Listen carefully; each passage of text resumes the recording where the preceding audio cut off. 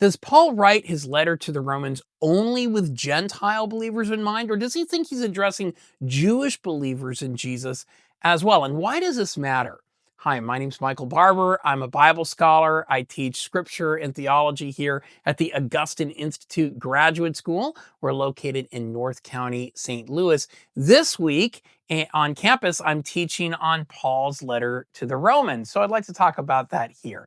Now, there are many places in Romans where it's clear that Paul sees himself addressing Gentiles. So, for example, Paul is explicit in Romans 11 about this. He says, "Now I am speaking to you Gentiles, inasmuch as I am an apostle to the Gentiles. I celebrate my ministry in order to make my own people jealous and thus save some of them."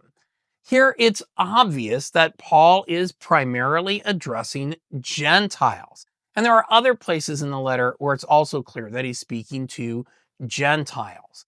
A major question in recent biblical scholarship, however, is whether Paul is only writing to Gentile believers. Now, for some, the notion that Paul is only addressing Gentiles helps to explain why Paul sometimes makes negative sounding statements about the law. The idea is Paul simply doesn't think that Gentile believers are bound by all the Torah's prescriptions, such as circumcision. And in the book of Acts, we see Paul has Timothy circumcised. We see that he goes to the temple in Jerusalem to worship. So a Gentile-only view of his audience might explain why Paul's rhetoric against the Torah is sharp in certain places. Yet even the passage that I just cited, the one from Romans 11, raises questions. Paul sees himself as an apostle to the Gentiles. And yes, he explicitly mentions his Gentile readers. Still, Paul says that his goal is to make my own people jealous and save some of them. Paul thinks that Jews also need saving. He believes that God's covenant with Israel is irrevocable, but that doesn't necessarily mean that he thinks Jews will be saved apart from Christ. Moreover, Paul somehow sees his ministry to Gentiles as including this dimension. So, since his letter writing is part of his ministry, shouldn't we conclude that Paul um, might include Jews in his audience? Doesn't it seem likely that when he writes with an understanding that Jews are also among his audience? And then there are passages that suggest that, and this is even in Romans, there's passages that suggest Paul envisions writing to a mixed audience of Jewish and Gentile believers in the churches. So in his book, Paul and the Resurrection of Israel, Jews, Former Gentiles, Israelites, Jason Staples highlights a passage in Romans 15.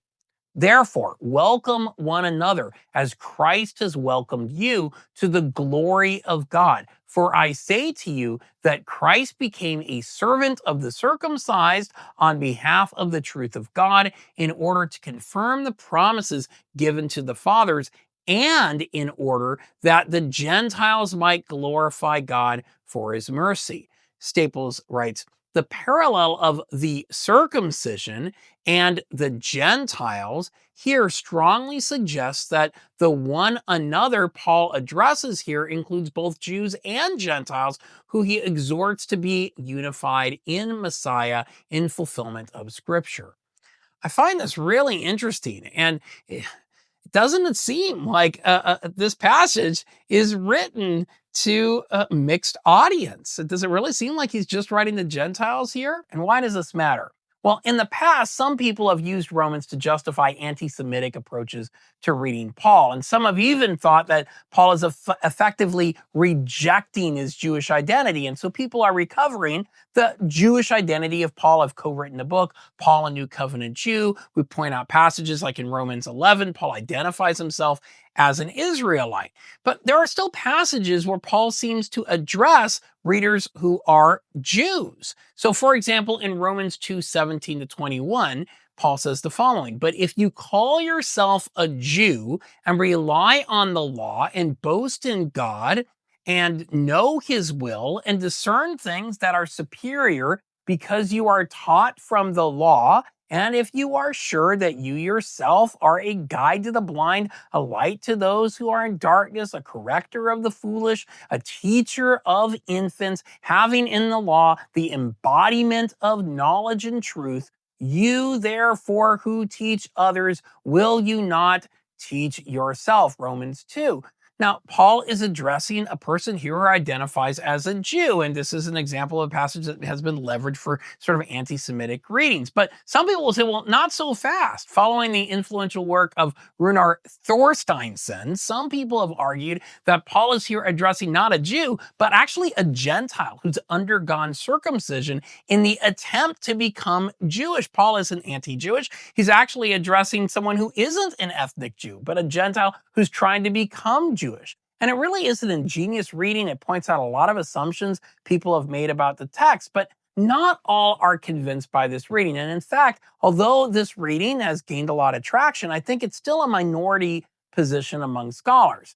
In his book, Paul and the Resurrection of Israel, Jason Staples raises a question that merits attention here. He writes, even if Romans 2:17 did refer to a circumcised convert to Judaism, the presence of such a proselyte in the implied audience would still mean Romans is not addressed exclusively to an audience of Gentiles, since, as Rafael Rodriguez concedes, as a convert, he is now a Jew and no longer a Gentile.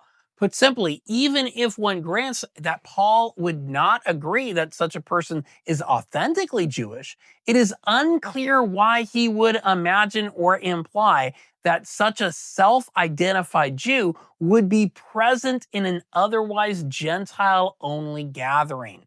That Romans 3:9 then explicitly states that these early chapters already charge that both Jews and Greeks are under sin only reinforces this point, as 3:9 lacks the "if you are called" qualifier of 2:17, and the idea that by Jews Paul means circumcised non-Jews is implausible, to say the least. Staples here cites Rafael Rodriguez, who offers a compelling explanation of this view that the so-called Jew in Romans is actually a Gentile. I've learned a lot from his work. I'm deeply impressed by Rodriguez's scholarship. The majority of scholars just basically repeat what other scholars have said, and so it's very rare to have something fresh and new and sort of insightful, and that takes a lot of courage. So I really appreciate Thorsteinsson and Rodriguez and others who offer a daring new approach to the letter. But Staples' argument here does give me pause. Are we really to envision Gentiles converting to Judaism in a community where there are no Jews? This seems unlikely to me. One of the contributions on this topic that I'd like to discuss with you is a piece I talk about with my students. I share with my students, we read Paul Sloan's article, Paul's Jewish Addressee in Romans 2-4, Revisiting Recent Conversations. This is an article that appeared in the Journal of Theological Studies in 2023, and I love assigning it for my Paul class. Now, Sloan makes an important observation. While people will often make it sound like Paul is simply addressing one audience in Romans, when you read the letter itself, the text suggests otherwise. Now, in Romans 2:5, the apostle writes the following. He says, "But by your hard and impenitent hearts, you are storing up wrath for yourself on the day of wrath when God's righteous judgment will be revealed." Now, here Paul addresses an interlocutor who is clearly ripe for divine judgment. But then later in the epistle, Paul writes, "You who were once slaves of sin have become obedient from the heart to the standard of teaching to which you were committed." Romans 6:17. Sloan writes, Romans almost certainly has multiple addressees, at least one of which is not to be identified with the audience, thereby establishing the possibility that one addressee differs ethnically, ideologically from one another, and correspondingly differs from the ethnic identity of the letter's recipients. Sloan goes on to say, these mutually exclusive distinctions in characterization between the figure in Romans 2-3 and the audience in Romans 6 and 8 indicate that there are distinct addressees in Romans. Now, Sloan's entire piece is worth reading, and I'm just cherry picking one piece of the article to talk about. But the entire discussion is really compelling and quite impressive. What do you think?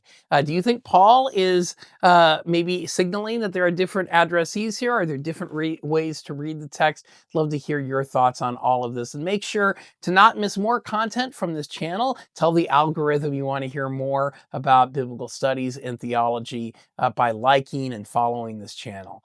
Thanks so much for watching.